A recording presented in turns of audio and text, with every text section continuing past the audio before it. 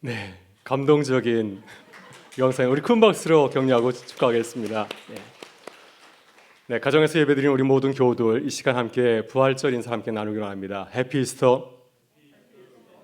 주님께서 다시 살아나셨습니다. 네, 오늘은 예수님께서 무덤에서 다시 살아나신 아주 기쁜 날입니다. 이 기쁜 날 가족과 함께 부활절 축하 예배를 드리는 은혜를 주신 하나님께 감사를 드립니다. 하나님께서 오늘도 함께 예배드리지 못하지만 각 가정에서 드리는 부활절 축하 예배를 기뻐하시고 우리와 함께 하실 줄 믿습니다. 이 시간 내가 주를 보았다라는 제목으로 하나님의 말씀을 나누기를 원합니다. 오늘 함께 나눌 말씀은 우리 전사님들이 영상을 통해서 잘 말씀해 주신 막달라 마리아 이야기입니다. 마리아는 예수님의 부활을 처음으로 목격하고 제자들에게 부활 소식을 전한 증인들입니다. 예수님을 따른 제자들이 십자가에 돌아가신 예수님을 바라보면서 슬퍼하고 걱정하고 있을 때 제자들에게 찾아가셔서 부활한 소식을 전해 주었습니다. 그래서 슬퍼하고 걱정하는 제자들에게 부활의 기쁜 소식을 전해준 증인이 되었습니다. 부활하신 예수님은 막달라 마리아에게 가장 먼저 나타나셨습니다.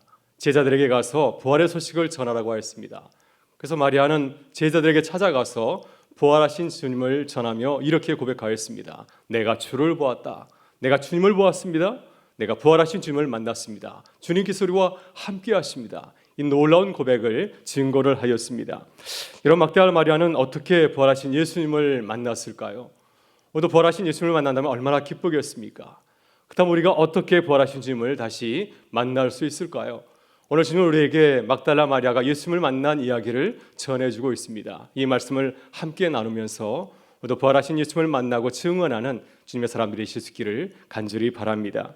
먼저 우리는 예수님을 사랑하고 사모해야 됩니다. 막달라 마리아는 어떤 여인이었을까요? 어떤 여인이기에 부활하신 예수님을 가장 먼저 만나는 기쁨을 누리게 되었겠습니까? 왜 예수님께서는 다른 제자들보다도 왜 막달라 마리아에게 가장 먼저 나타나셨을까요? 그것은 예수님께서 막달라 마리아에게 먼저 찾아오신 이유는 막달라 마리아가 예수님을 누구보다도 사랑하고 사모하였기 때문이었습니다. 마리아는 예수님이 십자가에 돌아가신 이후에도 여전히 예수님을 사랑하고 또한 사모하였습니다. 오늘 성경 말씀을 보면 막달라 마리아는 안식일이 지난 첫째 날 새벽에 예수님의 무덤을 찾아갔습니다. 막달라 마리아는 아리마대 사람 요셉이 예수님을 무덤에 장사 지낸 것을 목격하였습니다. 그래서 예수님의 무덤에 빨리 가기를 원하였지만 안식일이어서 갈 수가 없었습니다. 유대인은 안식일에는 어디도 갈 수가 없었습니다. 무덤에도 갈 수가 없었습니다. 그래서 막달라 마리아는 안식일이 빨리 지나가기를 간절히 기도하였습니다. 그리고 안식일이 지나가자 새벽 아주 이른 시간에 주님이 묻힌 무덤을 찾아갔습니다. 다른 사람과 함께 찾아간 것이 아니라 여인의 몸으로 혼자 찾아갔습니다. 새벽길에 무덤을 찾아가는 길이 얼마나 무섭고 어두웠을까요? 그러나 마리아는 지체하지 아니하였습니다. 막달라 마리아가 새벽에 예수님의 무덤을 찾아간 이유가 어디 있을까요? 예수님이 묻힌 무덤이 걱정이 되고 또 염려가 되었기 때문이었습니다. 그리고 예수님을 만나보고 또 예수님의 시신에 아주 좋은 향품을 바르기를 원하였습니다.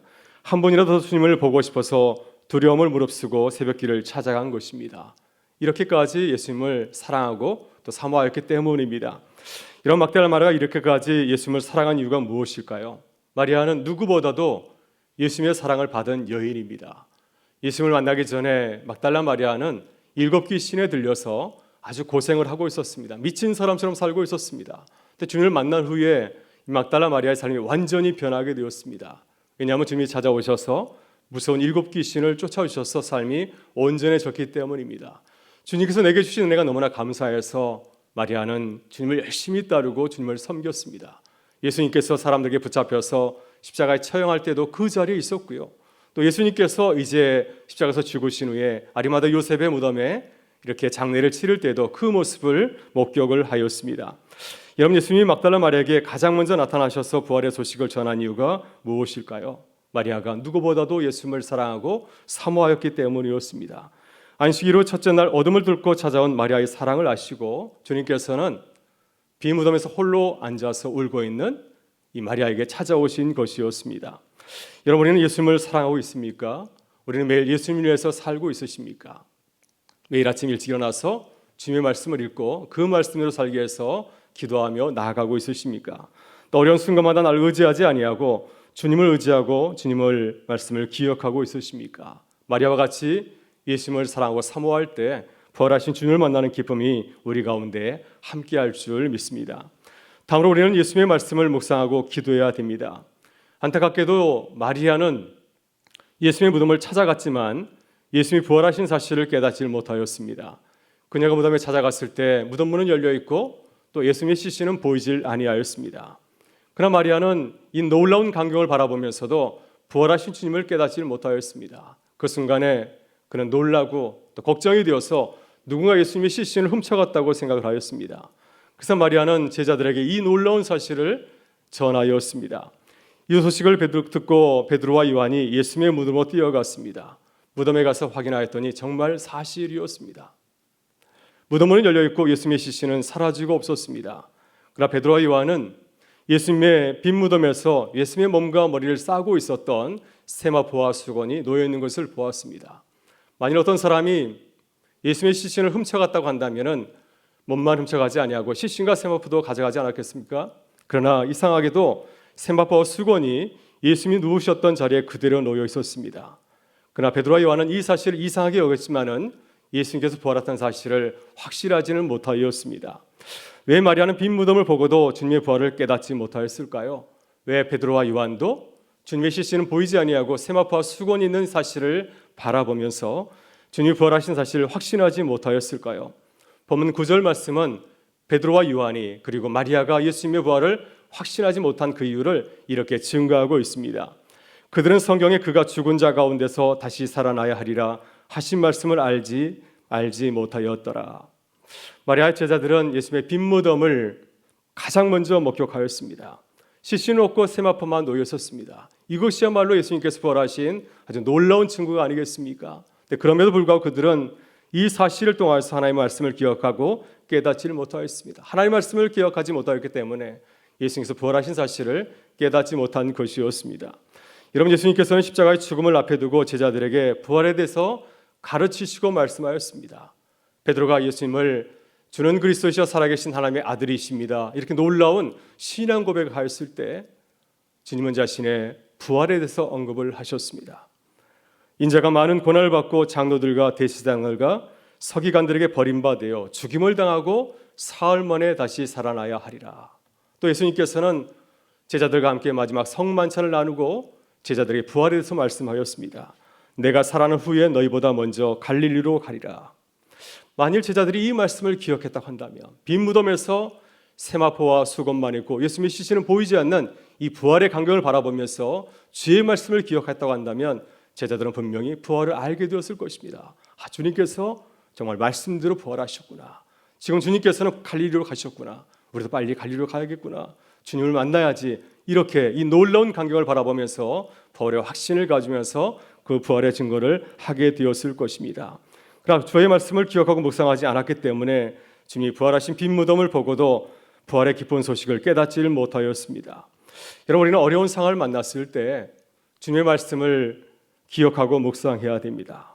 빈 무덤과 같이 이해할 수 없는 답답한 상황을 만났을 때 우리는 주의 말씀을 묵상하고 기도해야 됩니다. 그러면 이 상황이 얼마나 놀라운 축복의 순간인지를 깨달을 수가 있습니다. 빈 무덤이 우리의 삶의 자리가 바로 부활의 놀라운 현장이라는 사실을 발견하고 감사하게 될 것입니다. 여러분, 지금 우리의 상황이 빈 무덤과 같지 않습니까? 많은 사람들이 주님이 없다고 걱정하고 염려하는 가운데 있습니다. 주의 말씀을 묵상하고 기도할 때 하나님께서 우리에게 놀라운 부활의 증거를 보여주시리라 믿습니다. 그래서 부활하신 주님의 능력을 경험하는 축복의 시간이 되시기를 간절히 축원합니다. 마지막으로 우리는 예수님을 만나고 경험해야 됩니다.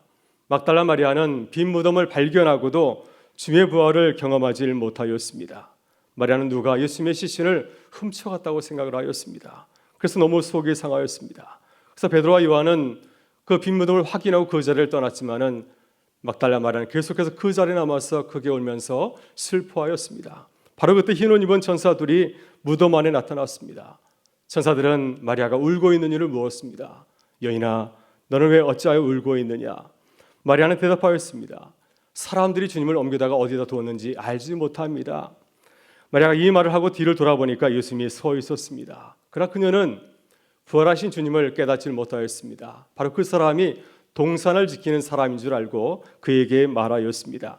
만일 당신이 옮겼다고 한다면 어디에 있는지 내게 알려주십시오. 내가 그러면 주님의 시신을 내가 가져오겠습니다. 그때 주님께서는 마리아의 이름을 사랑스럽게 불렀습니다. 마리아야.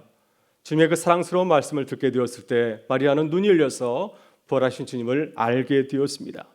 마리아는 너무나 반가워서 주님을 만지려고 하였습니다. 그러나 주님은 자신의 몸을 만지지 말라고 하였습니다. 오늘 전사님들이 보여주신 영상에는 마리아가 예수님을 마구 만지는데 사실은 그렇지 않았습니다. 예수님 자신에게 다가오는 그 마리아를 향해서 나를 만지지 말라 이렇게 얘기하셨습니다. 왜냐하면 주님은 부활하셔서 이제 하늘에 올라가실 영광스러운 몸이었기 때문이었습니다. 예수님께서는 마리아에게 말씀하였습니다. 가서 부활하신 사실을 제자들에게 전하여라. 막달라 마리아는 부활하신 예수님을 만났을 때 비로소 주님이 부활하신 사실을 깨달았습니다. 예수님을 만나시기 전에는 이 사실을 도저히 깨달을 수가 없었습니다. 그러나 주님을 만난 후에는 분명하게 예수님께서 부활하신 사실을 알게 되었고 이 놀라운 사실을 증거하는 부활의 증인으로 거듭나게 되었습니다. 여러분, 예수님의 제자들도 그렇습니다. 부활하신 예수님을 만나기 전에는 부활의 사실을 부인하고 또한 오해하였습니다. 그러나 예수님을 만난 이후에는 부활을 믿고 주님을 전하는 증인으로 거듭나게 되었습니다.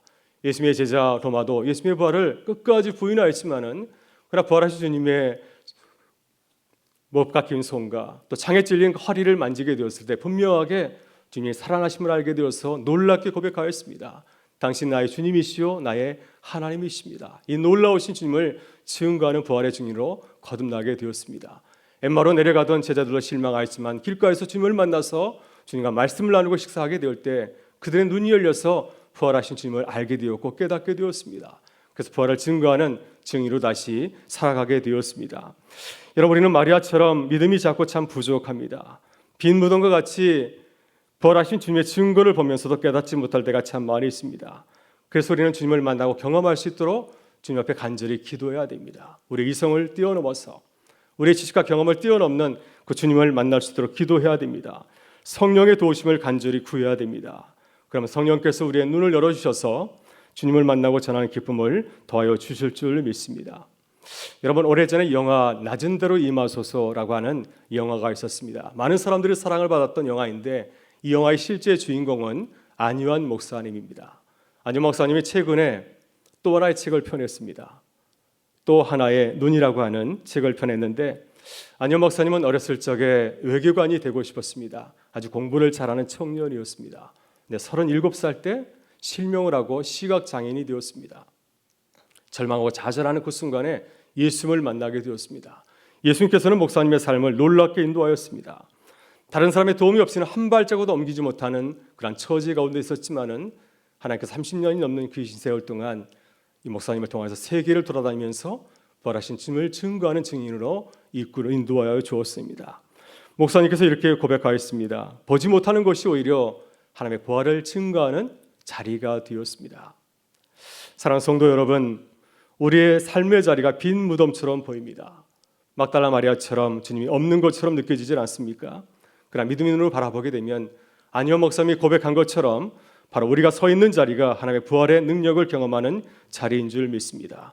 주님께서 우리의 눈을 열어주시면 우리와 함께 하시는 하나님의 은혜를 누리고 경험하는 복을 누리게 될 줄 믿습니다.